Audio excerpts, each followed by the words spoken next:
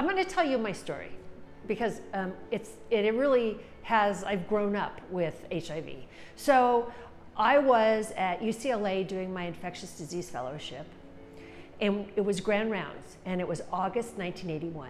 And Grand Rounds that day was all about these young gay men from Hollywood who had this very unusual pneumonia called pneumocystis. Appeared to be for no reason. They didn't have cancer, they weren't on immunosuppressive drugs, and that was a pneumonia we only saw with people who were severely immunocompromised. And so they did a whole discussion about what this might be. Was it toxic exposures? Was it some sort of unusual bacteria? Oh, it's probably maybe some kind of virus, but nobody knew anything about it. And that was the first cases that got actually reported to the CDC of this unusual pneumonia. And then it was followed by cases all over the country, and that was in '81. And from gay men, they identified then IV drug users, women partners of men who use drugs or who use drugs themselves, and then kids with hemophilia.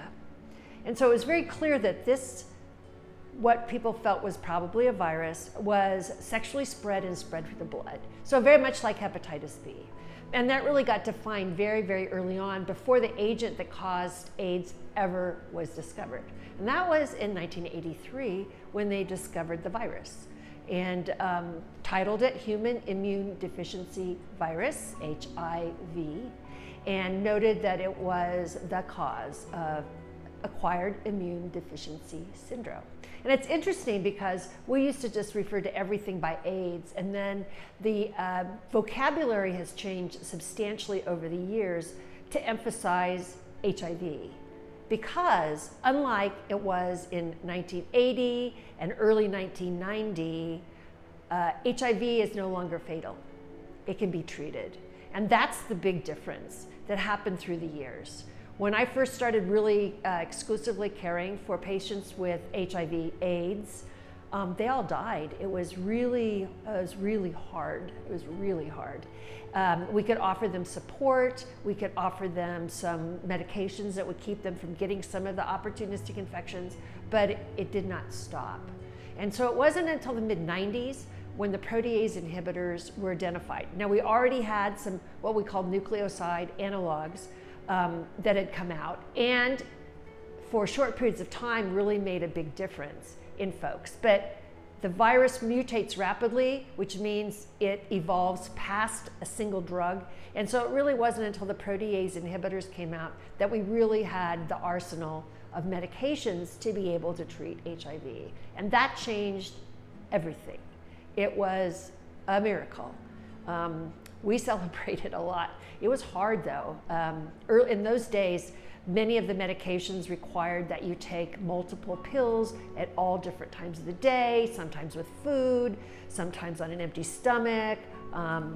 It was really, really hard to figure out how to live with these medications.